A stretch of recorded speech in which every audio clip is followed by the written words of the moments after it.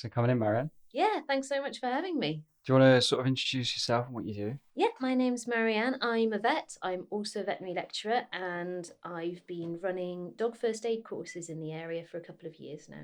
So dog first aid is quite a big organisation now. It's actually growing, and it's called Dog First Aid, and it started off in Swindon. A lovely lady called Jo, and now we've got groups all around the country.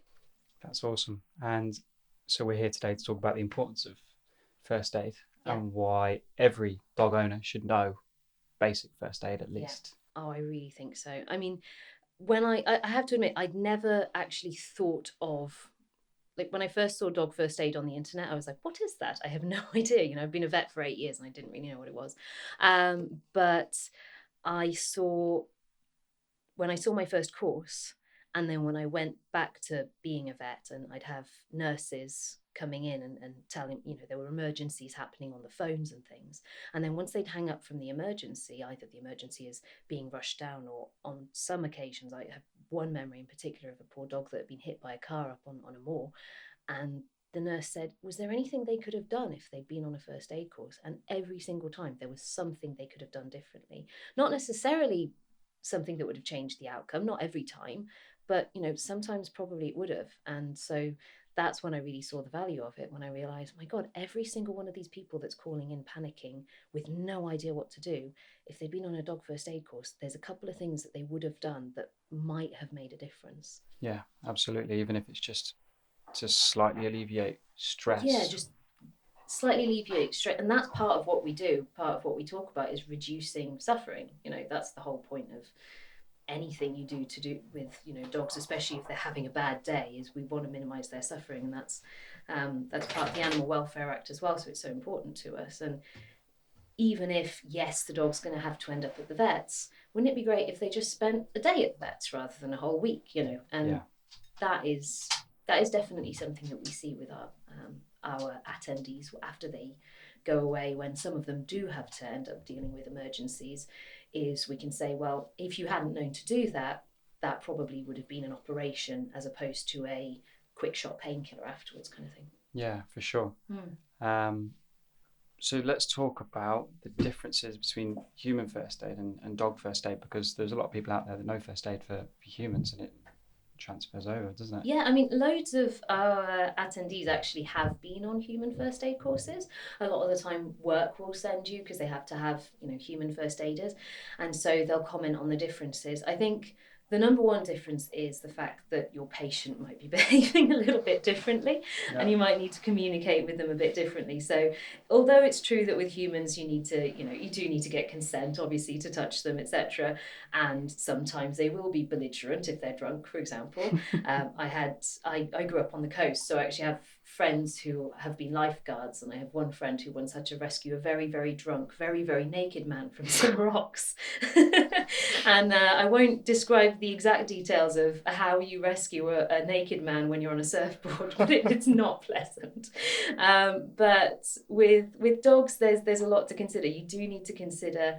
So with any first aid situation, dog or human, number one job is visual risk assessment. Is it safe to approach? And with the dog, you do that as well. But part of your assessment is the dog a danger to me? And being able to spot their body language. I know a lot of what you do on the podcast is behavior related. And so we're looking at the body language. We're looking at, does he look tense? What's his facial expression doing? We play a little game called the waggy tail game to prove that, sometimes a tail can be wagging and it's not a sign that he's not about to bite you. Yeah. And so you're looking at that as you're approaching. Other than that, a lot of it is similar. We do talk a little bit about how we need to safely restrain a dog to be able to do certain things with them. And a lot of the time, actually, realistically, it's about having a second pair of hands. So it's about continuing to call for help until hopefully somebody else comes so they can hold your dog for you while you're examining them or helping them out. Yeah. The CPR is the thing that most people flag up when we're talking about the differences between human and animal first aid. Mm-hmm. And it's fairly similar. You get your hands in the same position relative to each other. You lock your elbows in the same way. What we teach are the recover guidelines. So with CPR in humans, it's evidence-based, right? So there's always loads of research being done. luckily or unluckily, depending on how you look at it, CPR happens to humans a lot. So there's loads of research to go on of, well, when did it work, when did it not work, and what were the differences. And that actually also applies to dogs. A lot of, up till now, the advice we've been giving CPR wise has been best guess advice, pretty much based on how we do CPR in humans. Whereas there's now actually, there's been for a long time a body of veterinary emergency specialists, and they've actually started doing these things called the Recover Guidelines, where every few years at their conference, they look at all the evidence, all of the first aid that's been done in dogs, and when has it worked, when has it not worked, and what are the differences. And so based on that, they tell us how we should go about doing it. And there are some differences, although I don't know the exact differences between between CPR and humans and animals, because every time I get a client on my course, they'll tell me that they've been to a human CPR thing and been taught something different than the last person who went on to a different human CPR course. Helpful. So I think in humans maybe there's a bit of variety in how it's taught, but with us we teach the Recover Guidelines because that's the gold standard. And the most important things I think for the Recover Guidelines are starting the compressions as soon as possible. So we don't muck about with the airways. We look at the pulse, and if there's no pulse, we start the compression straight away. And what else is there? There's another thing. Oh yeah, that's the thing. So a lot of the clients will say to me, when they went on their human first aid course, they were told, if you're not breaking ribs, you're not doing it right. Expect to break ribs or something like that. Yeah, and then I get other people horrified going, no, they didn't tell us that at all. But with dogs, you don't expect to break ribs. I mean, we're looking at this lovely fella here today, Birdie, Ivor, and he's got a tiny little rib cage. It's not very wide at all. If you're doing compressions from the side, and it's very, very flexible, his rib cage, half of it practically is cartilage. Yeah. So there's no way, if you were doing CPR on him, and I hope you never have to, but there's no way you'd break his ribs. They're a lot more flexible than human rib cages, aren't they? They're way more flexible. If you were doing CPR on a grown adult bull mastiff who's got a wider rib cage, and as they get older, some of the cartilage will calcify, then maybe a rib's going to break. At the end of the day, when you're dead, you don't care whether you've got a broken rib or not, so it doesn't really matter. But we don't expect to break ribs when we're doing CPR on dogs most of the time, which is, I think, reassuring to a lot of people. I think so. So let's just run through an example. You come across a dog, it's not your own. You found it.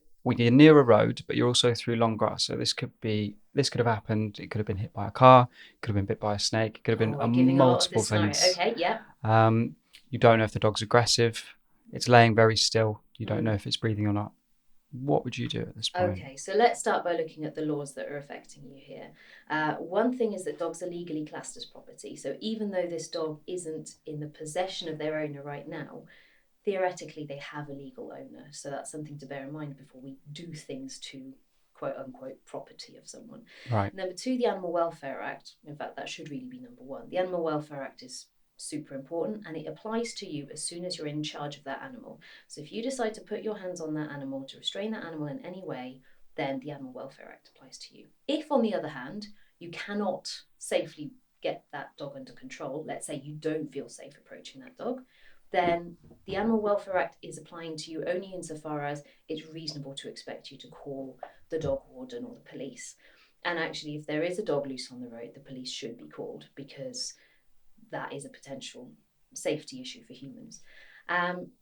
So those are some laws that are applying to you. And then another law that applies to you whenever you're doing any first aid or anything with your dog is the Veterinary Surgeons Act. So what can you do? Well, no, you can't, amputate his leg if it's bleeding or anything like that. But you can provide basic first aid. So you can try to stem a bleed. You can do what you can to make the dog as comfortable and as stress-free as possible. So the first thing you're doing, you've got this dog by a road, is, well, how close to the road is it and what are the cars doing? Can you safely get near the dog or get the dog further away from the road towards you? Assess the environment, yeah. Yeah, so that's really important. We can't put ourselves in danger. And I always say, because a lot of people will say, well, I'll put myself in danger because I'm a hero and I love dogs. And it's like, yes, but if you get hurt, is somebody then going to come up and help the dog, or are they going to come up and help you? And now you've taken that dog's potential chance at help And you've used that for yourself because you've injured yourself. So in a completely selfless way, you should make sure you're safe. That's a good point. Yeah. Now, I actually do have a magic trick that I play when a dog is running around near a road or on a road, because for reasons best known to, I don't know, the world, this has happened to me a bunch of times, like nearly a dozen times. I've seen a dog running loose near or on a road. I don't know whether it's part of having grown up in the countryside or what, but it's happened to me a lot. And I've realized that if you approach that dog, they will tend to stay away from you and just get further away. If something has happened to them, they tend to be super stressed. Yeah. So no amount of treats or calling or anything is going to work. But what I have found works really effectively, and this has worked in every case except the very first one where I didn't try this and the dog had vanished before it occurred to me to try it, is if you make good eye contact with the dog whilst turning away from them. So you're like, are we going to play a game? Are we going to play a game of chase? Are you going to chase me? And then you start sort of, you can get high pitched as well. Start running away from the dog. Most dogs, it is their instinct that, oh my God, we're going to play a game of chase. And as long as they can move, they will come towards you. And, you know, if you just, they'll come closer and closer and closer until hopefully you can get a hand on them. And actually, I do have a spare slip lead in my car and a spare halter in my car because countryside. So yeah, the first thing you do is make sure it's safe, and the next thing you're going to do is try and get a hold of the dog. You're going to be assessing the dog's body language, and I think a podcast on that would be fantastic at some point to figure out, is it safe, and how safe or unsafe is it, and how much can I get away with doing with this dog. You could apply a bandage muzzle to them if you feel you need to examine some part of them. Yeah. And if you are worried that they are going to hurt you doing that. So that's where you use the bandage from your dog first aid kit, or you could use a spare slip lead as well to actually make a muzzle. I have got a video of that somewhere that I can potentially find for you. But once you feel that it's safe, then you're going to check the dog over. Now, making sure it's safe for yourself and making sure you're not going to do anything that's going to hurt the dog. So we've assessed the environment, we've got hold of the dog now, and we are checking the dog over. So in terms of checking the dog over, how much you need to do really depends on how serious the situation is. If the dog is standing up, seems conscious, etc., personally I'd just call the dog warden and or the vets. The vets are probably easier to get hold of, to be honest. Dog wardens, depending on what area you're in, they can be very underfunded, and I've had situations where the dog warden has, in fact, every time I've called the dog warden, they've never come the day I've called them. They've always come within 2 days of being called, which isn't ideal. No, I mean, as a dog walker, I've been in that situation a couple of times, whether it was with, you know, people I meet, they've lost their dog. Yeah. Dog warden's it seems to be the hardest person to get a hold of. Yeah. No offense, dog wardens, but they no, we know they're very we need busy. more of you. Yeah. So if you call a vet, then you can, assuming you feel it's safe to get them in your car, etc., you can get that dog to the vet and they can check them for a microchip and hopefully find the owner. But if the dog does seem to be in a bad way, then the first thing I always check in any situation is the vital signs. So no matter whether it's your own dog, somebody else's dog, at home, out and about, check the vital signs. So there are 4 vital signs. At veterinary, we call them TPMR, and that's temperature, pulse, mucous membranes, and respiration. So you might not want to check the dog's temperature. You might not feel confident in doing that. And the Royal College of Veterinary Surgeons advises that it only be done by people who, A, know how to do it, and B, have been told by a vet that it's necessary. So you'll have had the vet on the phone by then. Yeah. But you can check your dog's pulse. You can check the mucous membrane, so that means the gums, so the colour of them, and a thing called the CRT, which is the capillary refill time. Yeah. That's when you press down on the gum so it goes white. Now, CRT, so capillaries, they're tiny little blood vessels. So if I press down on a gum so it goes white, I've emptied the tiny blood vessels, I've emptied the capillaries. And so the time it takes for that to go back to its original colour when I let go, that's the time it took those capillaries to refill. So that's why it's called the CRT, the capillary refill time. Okay. And it should be 1 to 2 seconds in a dog. So, in any mammal that I know of. So that's a really good thing to get used to looking at on your own dog and actually looking at their gum colour. I get a lot of people coming in with emergencies saying the dog's gums are pale.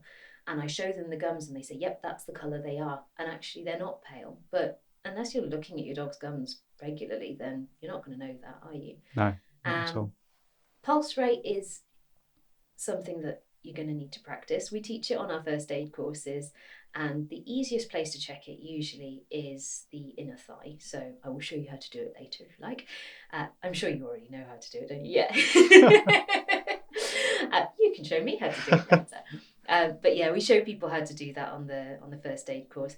I always say do it for 15 seconds and then multiply that by 4. In an emergency, you don't want to be counting for a minute. You're going to lose count. Yeah. It's stressful. 15 seconds, multiply it by 4. The same for the breathing rate. And that's really helpful information for the vet then, both in terms of helping you when you're on the phone with them and they're getting a sense now of how serious this is and what's going on, but also if you do end up rushing this dog to the vets and they are in a very bad way, they can say, right, the pulse is stable, so we're not so worried about internal bleeding, the temperature's dropping, so we need to prioritize that. And so it can really help them figure out what's going on and how to help the dog. Fantastic. Yeah, time. It saves time. That's the most important thing, isn't it? So throughout this, adrenaline on both sides, the dog and even the vet when they pick up the phone. I mean, but mainly the dog and yourself. Yeah. What is adrenaline and how does it affect both the human and the dog at this point? I could easily overwhelm you here because I've been lecturing on endocrinology recently. So I can tell you exactly where in the adrenal gland it comes from. But adrenaline's a hormone and it's released very suddenly if there's a big stressor. So if you have to emergency stop in your car, you release some adrenaline and you're releasing a drop of this stuff, but it has a massive effect on you, doesn't it? Your heart rate goes up, you can feel yourself, you can feel your sweat glands going and your hair standing on end, and the same thing happens to dogs. Now, how it actually affects the body is, so it increases the heart rate, which if we imagine a situation where an animal is bleeding, that is not something we want. We don't want the heart rate going up and more blood leaving the body. It also constricts blood vessels, which is kind of a good thing if we are bleeding because it might slightly limit the amount of blood loss. So if you've ever cut yourself with something really sharp, you don't bleed immediately because there's this moment where the pain's caused an adrenaline surge, all your blood vessels have closed up, and then you go, oh, it's okay, I'm not bleeding, and you relax and then the blood starts to gush out and you go, oh god. So yeah, it generally is bad news from a bleeding point of view because it drives up blood pressure and it drives up pulse. So we do want to keep the dog's adrenaline levels down. We also want to keep our own adrenaline levels down because what's the dog's strongest sense of their 5 senses? Sorry. There you go, I'm quizzing you now. I'm quizzing you. You're expecting me to do the talking. Yeah, I am. Dog's strongest sense of their 5 senses. Smell, right? And it's been proven that they rely on our pheromones, that they use that as a way of knowing what's going on. And so the second I panic, the second I have an adrenaline rush, basically, as far as my dog's concerned, I stink of fear. And my dog's thinking now, well, what's going on? Why do I need to panic as well? And he's already probably a little bit panicking if something's happened to him. Now mum's panicking, right? I definitely need to panic. So it's easier said than done to stay calm, but that is really what your dog needs, because if you act calm and sound calm, your dog still knows if you're actually panicked. And we talk about that on our courses, but what I talk about is what my veterinary nurses have told me. So I canvassed my veterinary nurses, right, how do you stay calm in an emergency? And they kept telling me the same 2 answers. First answer was I focus. I focus on one thing. I just do one thing, and then I can get on to the next thing afterwards, because you get overwhelmed and then that freezes you. You don't know, well, what should I do first? Should I call for help? Should I stop the animal? Should I stop the bleeding? Yeah. You know, what do I do? Okay, well, just pick one. I mean, yes, there's a preferred order, but if you just pick one, then you're doing a thing. Yeah. And when you're doing a thing, that focuses the mind and it calms you down. So you just go, okay, I'm going to catch the dog. I'm going to use the lead and I'm going to catch the dog. Okay, I've called the dog. I'm going to call the vet. Okay, how am I going to get to the vet? My car keys are in my pocket. You just focus on the one thing at a time, and that brings the adrenaline levels down and it helps the dog as well. And actually, if you are, for example, dealing with a situation where a dog is bleeding, or you're having to hold the dog to, apply pressure to an area that's bleeding, let's say, the fact that you're calm, they can actually feel that through your body tension as well. So you surround your dog, you give them a nice cuddle, and that actually helps calm them because they can feel your body tension as well. So calming yourself down really helps calm your dog down. You do that by focusing in. And then the other thing that my nurses have said that they do is, oh, well, I know what I'm doing, so I'm calm. I'm like, this is of no help to my attendees. But actually, what I've noticed that we all do in the veterinary profession is we'll start freaking out about, oh my God, I haven't had a C-section in ages. Oh, what will I do if the next C-section comes in? And you said adrenaline of the vet on the phone. It's absolutely true. If I get a phone call saying somebody's bringing down a budgie that's having breathing problems, my adrenaline levels start to go up because I see that once every 4 years. Wow. So I don't really know how to deal with a budgie with breathing problems, except I do. Because even though I see it once every 4 years, intermittently, I'll think to myself, I'll choose an emergency. So I'm stuck in the car, I'm in traffic. Okay, right, a budgie comes in that can't breathe. What's the first thing I'm going to do?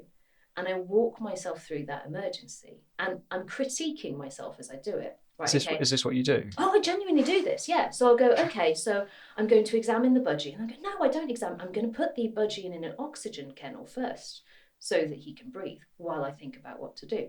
And so actually walking yourself through an emergency, we ask our attendees to do this after their first aid courses. We say revise, because our first aid certificate lasts for 3 years. So if you're doing it as a professional, you only need to do it once every 3 years. It's not often enough. It's not often enough. No. It's 3.5 hours of intense information. We give you loads of information. Yeah.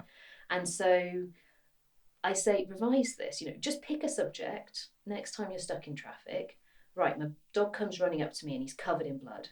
What's the first thing I'm going to do? Walk yourself through it, critique it. Did I forget anything? Is that definitely the best order to do it in? And so then, if and when it does happen to you, you genuinely feel like you've done it before. And I have, as a vet, had emergencies where the very first time I saw that emergency, I was by myself with a student nurse or somebody very untrained. And it's a major emergency, one of the ones that makes a vet's blood run cold. And I've walked into it just calm, well, I know exactly what I'm doing because basically I did this last week, just virtually, but I did a textbook version of this last week. So I'm going to do a textbook version of it and it's going to go well. And it did. So that's what you want to do, is you want to actually play through it in your mind before it ever happens. Then you do really feel like you've done it before.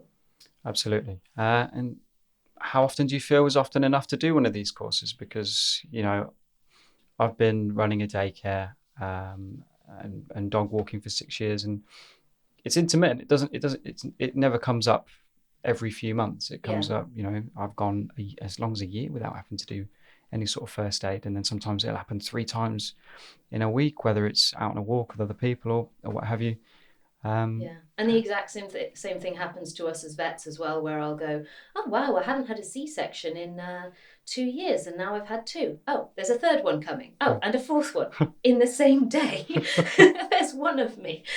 So yeah, it absolutely does happen. And I think it probably depends on the person, on how well you retain information and how motivated you are to revise in your own time.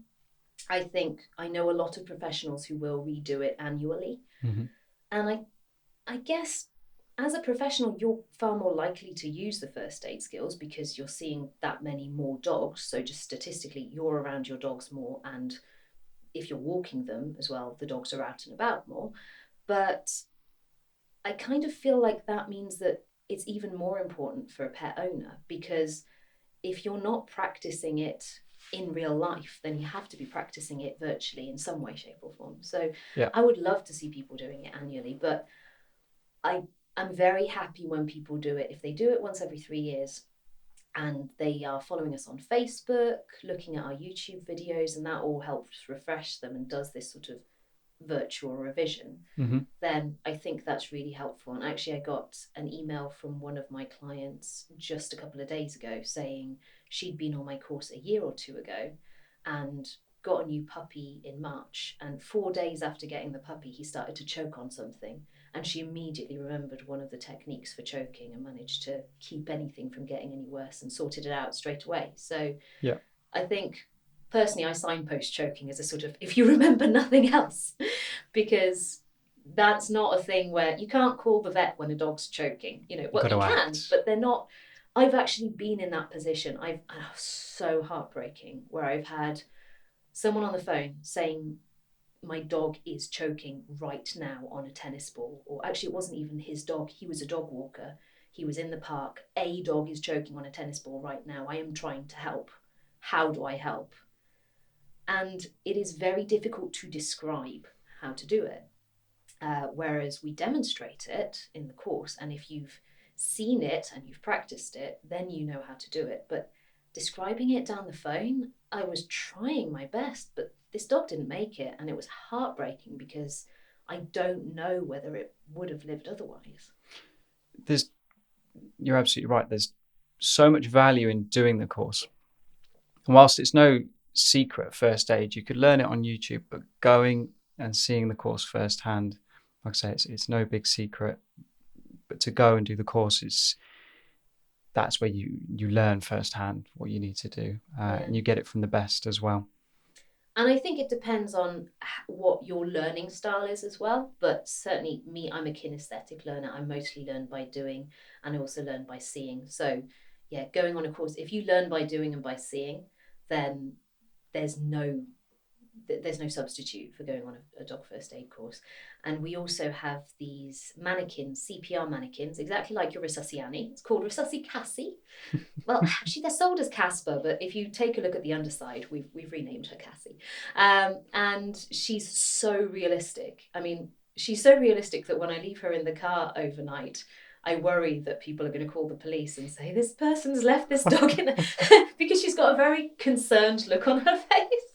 But what I mean, she looks realistic-ish from a distance, but she feels exactly right for doing CPR on a dog her size. The compressions, the resistance when you do the compressions is identical to doing a dog her size, and so you really feel like you're doing it. Fantastic. And do you feel that people should have a first aid kit with them when they go out walking? They should have one at home as well?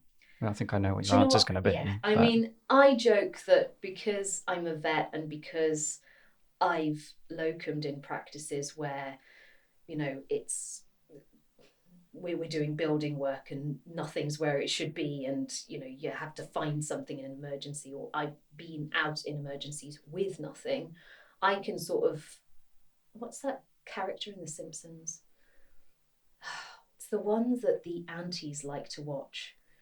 It's like where he does things with like a paper clip and some aubergines, and he manages to create a sling for himself or a bandage or something. It's not weird. Muck something. I don't know. I used to Anyway, watch The Simpsons as well. This is annoying. I haven't watched The Simpsons in years, but I feel like because I deal with this kind of emergency stuff all the time, I can probably fudge things, but you know, in real life, for most people, it's hard enough thinking about how to react to an emergency, let alone thinking about what you're going to use as a bandage because you don't have one, or how are you going to flush this wound out because you don't have any saline or any water with you. So you don't want to make it any harder for yourself. And it's, you only really need some fairly basic stuff. So we sell full dog first aid kits with sort of everything you might need, and it's got a foil blanket in there, which I think is a really good thing, because if your dog goes into shock, they'll usually be cold, and if it's the summer, you don't have a coat on, so a foil blanket folds down really small and is great.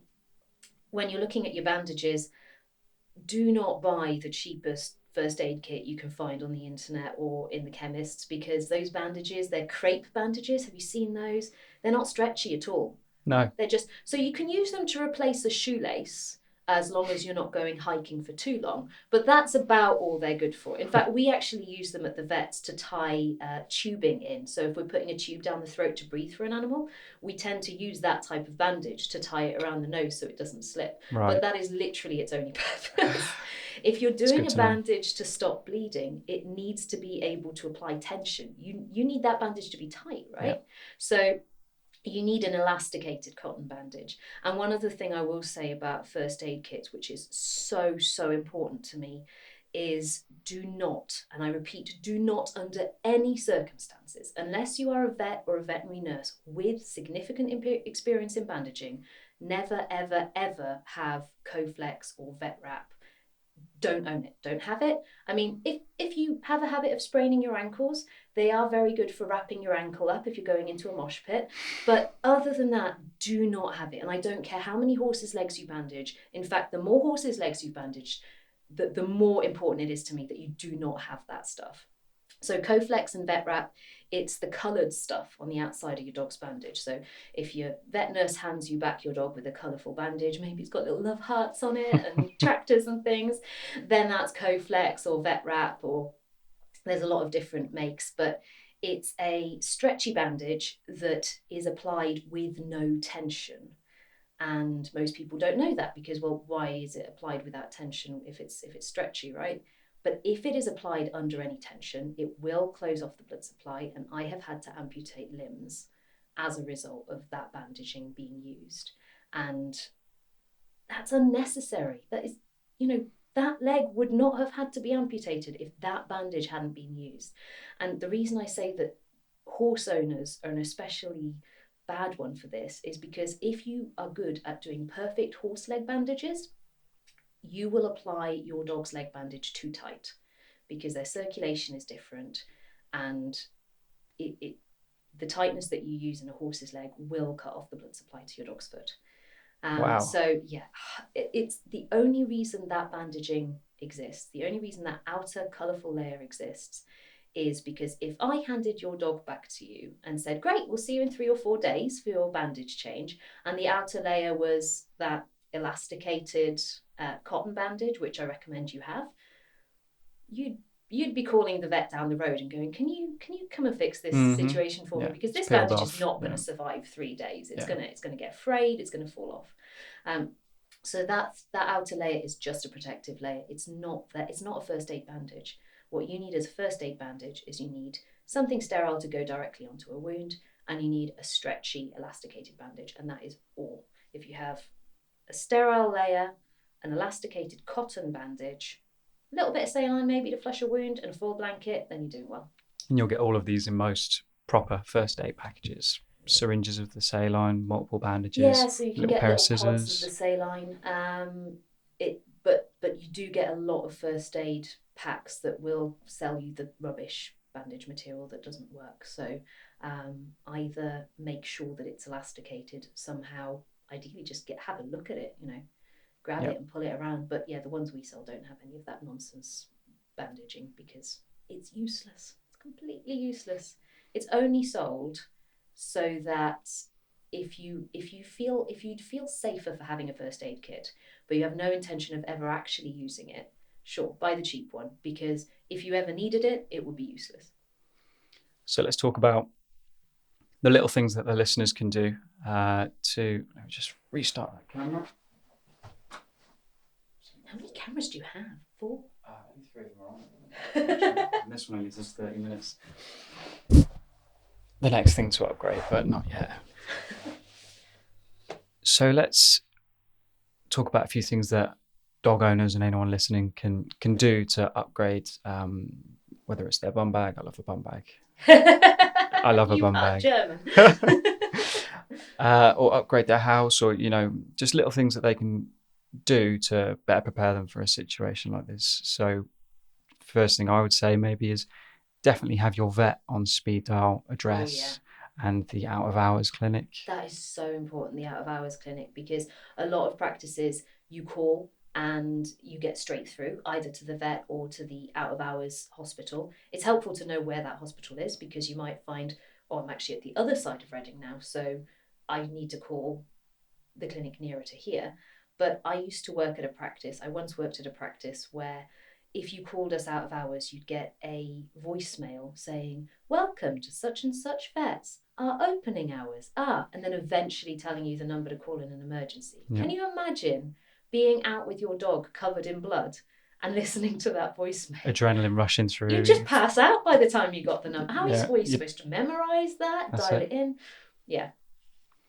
The next one would be obviously bringing out, obviously I don't expect people to walk around with a first aid kit, but You can do though. I'll show you on my lead. We have our little orange pouches, and you just clip that onto the loop of the lead. Done. Because I am, as I say, I have ADHD. I won't remember something unless it's actually attached to me. Well, this is attached to the lead. So if I'm leaving the house with my dog, that first aid kit is on the lead already. It never goes off the lead. It's got a few little essentials in it. I've packed it out with a few other things like the poo bags I'm otherwise going to forget. And done, sorted. Fantastic. And what else would you suggest? I think that's the main thing. I think having something for an emergency and yet being able to get hold of the vet in an emergency, for sure. Yeah, absolutely. And yeah, knowing what to do. So getting yourself on a first aid course. Yeah, absolutely. So, so valuable. Amazing. And is there anything else you want to discuss? I don't know, was there anything else? We could talk about most common issues that come in. Overheating, yeah. So it's the first day of the summer. You wouldn't believe it. It's hammering it down outside. Dogs overheating. It's a common thing. Oh, and it's the vast majority of heat stroke cases I see don't happen on the hottest day of the year. Because if it's 32 degrees out, nobody's walking their dog. But if it's 20 degrees out, that sounds reasonable, right? You'd walk your dog in 20 degrees. Mm. If it's balmy, would you walk your dog in 20 degrees? If it's humid? So. The thing is, I'm not very fit. So my dogs can run faster than me any day of the week. So they're fitter than me, right? Does that mean they can handle the heat more than I can? Like if I'm okay walking around the block and my dog's okay walking around the block. And what breeds have you got? Well, I've got Parsons Terriers. So mine are actually fine. Because there are a few things that the main thing that's really helpful to know is what's your dog's heat stroke risk. So we have got a YouTube video on this actually where I go through it, but your dog's heat stroke risk is based on two things. Number one, how likely are they to get hot? And number two, can they get more oxygen if they need to, if they are getting hot? Because if your tissues are getting hotter, you need more oxygen. If you don't get that extra oxygen, your tissues will die, your cells will die. And that's what heat stroke is. So if you've ever said, oh, I got a bit of heat stroke, what you got was heat stress, or heat exhaustion, some people call it, where you got overheated, you maybe got a tummy upset, you maybe got a bit dizzy, but you're not in the hospital in multiple organ failure. No.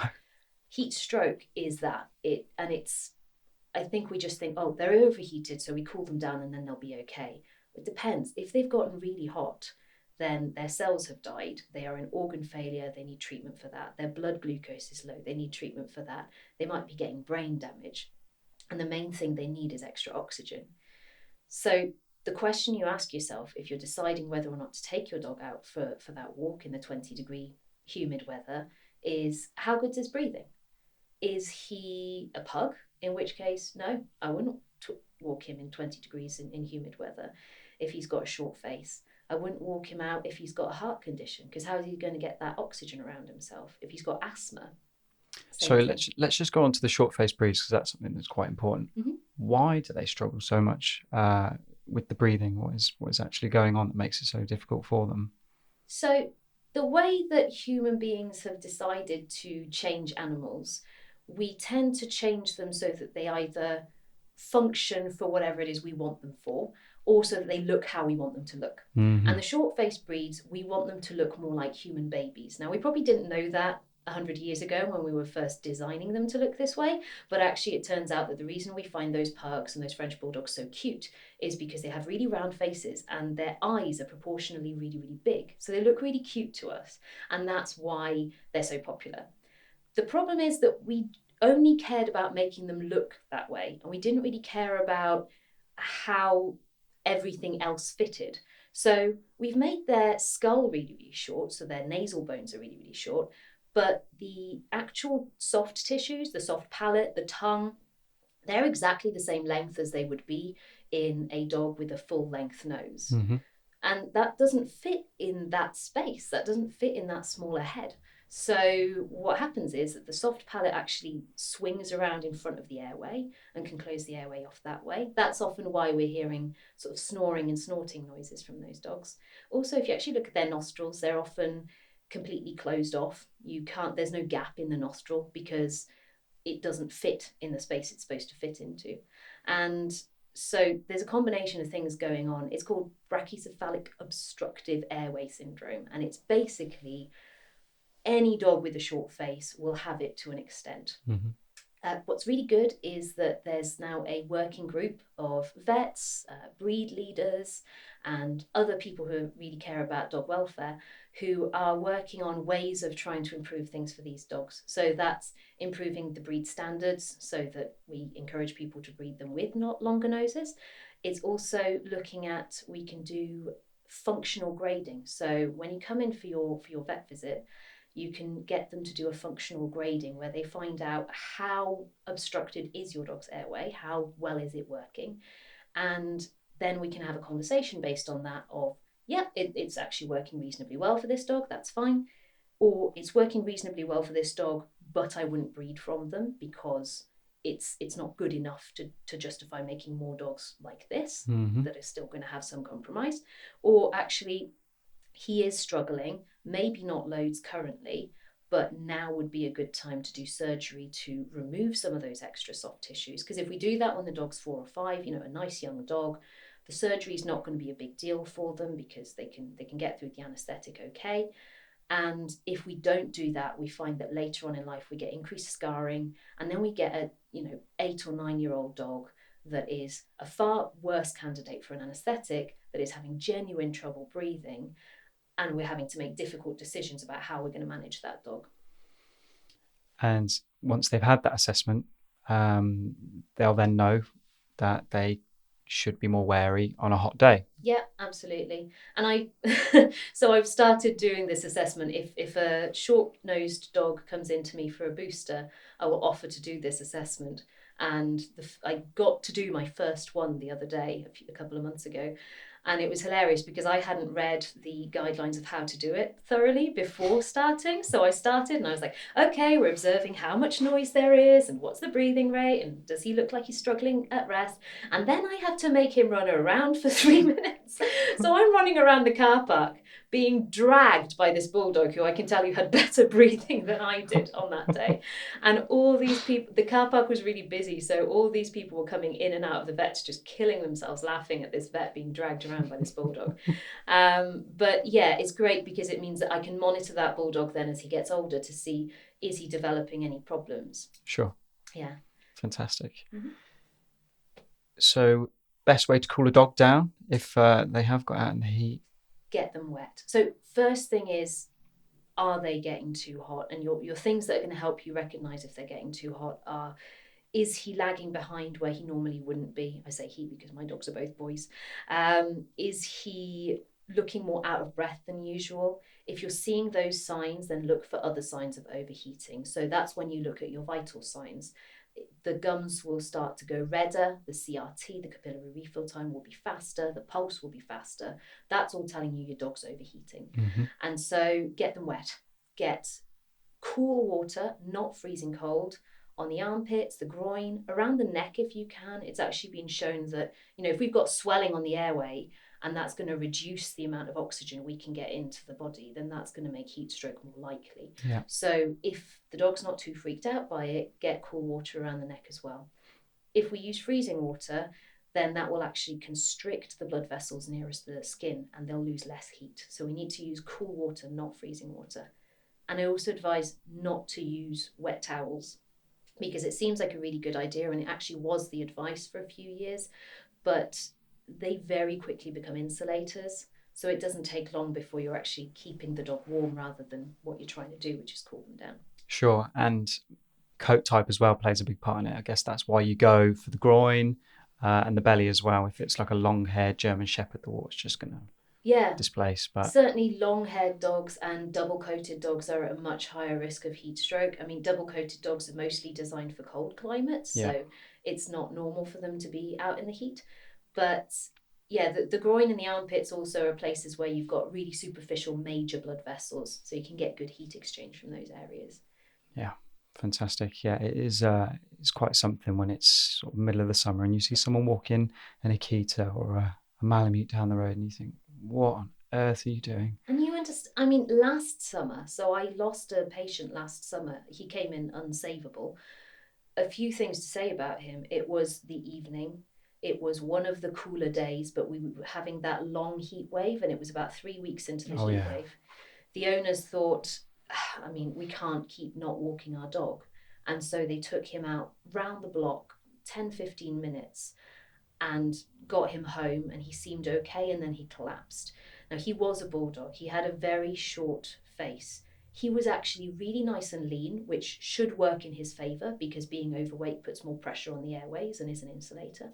He was also a young dog, so he should have had pretty good airway function and heart function. But he was rushed in. They'd already been soaking him in water, which was the right thing to do. His temperature was ridiculously high. And when I went to put a tube down his throat, I used a size 6 tube. Now, that means nothing to you, but this dog was 30 kilos, big, heavy dog. Yeah. And I used a size 6 tube. My little dog Wombat, he's not quite 9 kilos. And last time I did a surgery on him, I used a size 7 tube. Now, that's only one size up, but that my dog is a third the size of this dog, and his airway is bigger. Wow.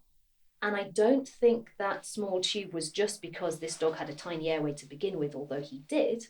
But when a dog is walked in the heat, the airway narrows up. So if your dog's airway isn't perfect to begin with, you're going to have real trouble if that dog starts to get warm. And actually, even lying out in the garden would probably be really dangerous for a dog of that size with a tiny airway like that. That's good to know. So yeah, I mean, I think we've pretty much covered everything. What else? Ticks? Ticks, yes, get them off. we are so worried about ticks nowadays. The last sort of 4 or 5 years, there's been this great thing called the Big Tick Project, and it's being done by Bristol University. Now, I'm not sure if it's still ongoing in dogs, but basically, if you get a tick on your cat, and possibly also on your dog, but certainly on your cat, you can take that cat into the vet and ask them to send the tick away to the Big Tick Project. And then the Big Tick Project will pay for all the postage and packaging and research, and they'll test that tick for what diseases it's carrying. Because that's why we're worried about it. We're finding that ticks they've always carried Lyme disease. Lyme disease has always been bad news, and it can affect dogs, and it causes kidney failure, among other problems. But they're now carrying more exotic diseases as well. So there's a disease called Babesia canis. We saw a flurry of Babesia cases in the south last year and the year before, and that was transmitted by ticks. It causes the red blood cells to be broken down, and it causes anemia, and it can kill. So the Big Tick Project is designed to figure out where the ticks are being a significant problem. Mm-hmm. But essentially, if your dog does get a tick, then you need to remove it. You do not want to distress the tick. Tick welfare is extremely important to me. No, it's not.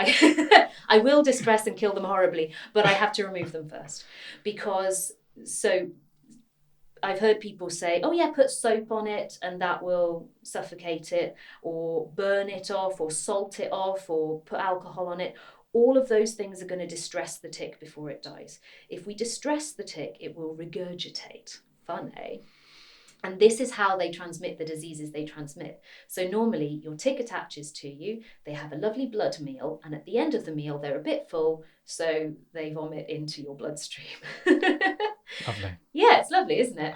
And so that regurgitation is what transmits that disease. So if you remove the tick quickly enough that it hasn't had a full blood meal, then it won't do that regurgitation. But if you distress it while you're doing that by, for example, covering it in soap, it will regurgitate and it will transmit that disease. Mm-hmm. So we need to remove them as quickly as possible, and we need to remove them without distressing them. The only way to do that really is a tick hook. I recommend O-Tom, apostrophe Tom, and it's the best tick hook. It's totally idiot proof, which is why I use them.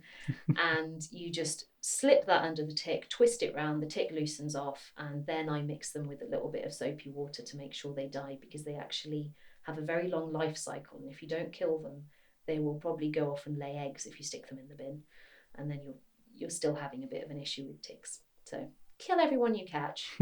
And if you've got a long coated breed or a double coated breed, especially if you're in a high tick area, it's better to just use a parasite treatment that actually kills ticks, because you're not going to find a tick on your Bernese Mountain Dog, are you? If we're realistic. No, we haven't got the time to check a dog that size No. over.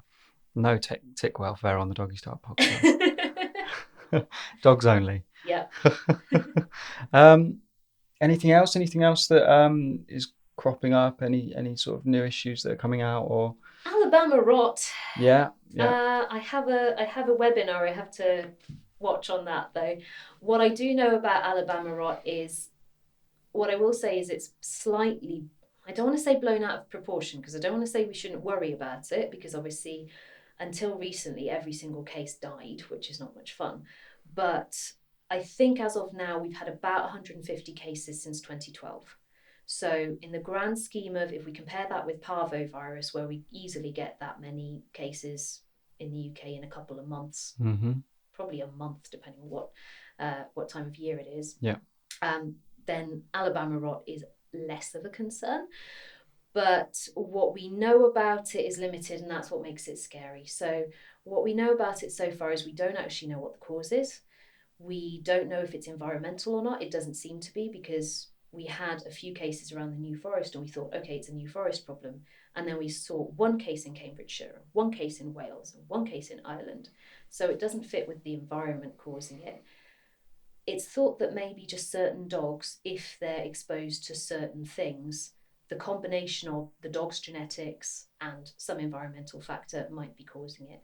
The only known advice is to, if your dog has a nice muddy walk, then rinse them off thoroughly afterwards, dry them off, and just monitor for any what they call lesions. So anything that looks like an ulcer on the leg or on the tummy.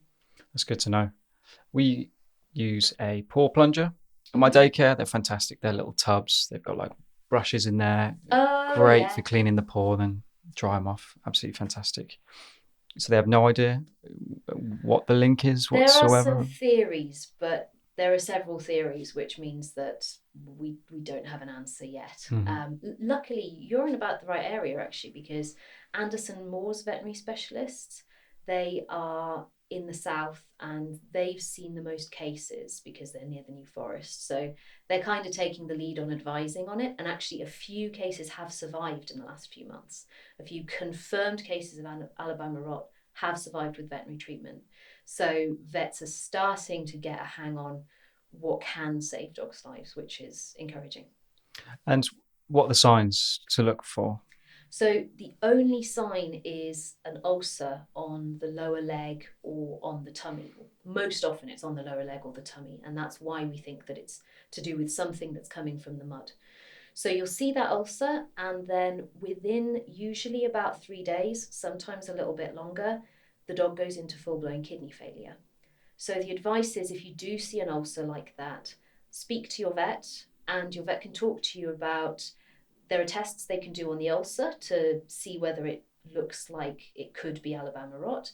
And they can also check your dog's kidney function. They can check it today as a baseline, and then they can take another blood test tomorrow to make sure that everything's still stable. If things are stable, then great, it's probably not that, and we don't have to worry so much. If things are going wrong, then we get to find that out nice and early before the dog looks ill at all, and that way we might be able to save them. And the dogs that have survived, were there any lasting effects or anything? So early days, very early days, I saw that at least one of the dogs that survived certainly did still have abnormal kidney values on a blood test, which means that that dog's kidneys are probably never going to be back to normal. Right. That dog might still feel fine for a while, but as we get older, our kidneys become less functional, and so that's probably going to happen to that dog sooner rather than when it would have happened if they hadn't had the Alabama rot. I'd love to speak to someone about Alabama rot in general. Yeah. That'd be a good episode. Anderson Moores, that's who knows. Although the Royal Veterinary College are also, they also have somebody that's doing research on it, I think, at the moment. Fantastic. Yeah. Anything else? Blue-green algae. Yeah. So last summer's heat wave was insane. I've been trying to tell people about blue-green algae for years, and nobody's ever heard of it when I mention it to them. So it's algal blooms or toxic algae or blue-green algae. I am not a botanist. I can't tell what the hell it looks like. It's actually a bacteria anyway, so it's microscopic. You only see it when there's so much of it that it clumps together and it looks vaguely like algae, which is why it's called blue-green algae. But I wouldn't be able to tell it when I see it. So because in hot weather, in standing water especially, so water that's stagnant or that isn't flowing, you get an increase in this bacteria. It likes the sunlight, it likes the heat, and it can still be at the microscopic level, but it'll grow to so much that if the dog drinks that water, or even if they go for a swim and then groom themselves, that can be enough, and that causes fatal seizures. And tragically for me, almost every case I've had, they've just called me from the car or from the house later to say the dog died by the water. The dog didn't even make it to the car. The dog didn't make it to the vet. Now, theoretically, it only has a 60% mortality rate, which is still terrible. But mine have just been extremely unlucky. But the advice is, when the weather gets hot and we start seeing those sunny days, when it's been sunny for more than a couple of days, my dogs don't go in standing water at all. Ponds, puddles, lakes, no. And last year, that heat wave was so prolonged that we were getting that in streams, rivers, even going out into the sea, we were getting blue-green algae. The Environment Agency keeps an eye on stuff, and they will tell us when they see toxic algae.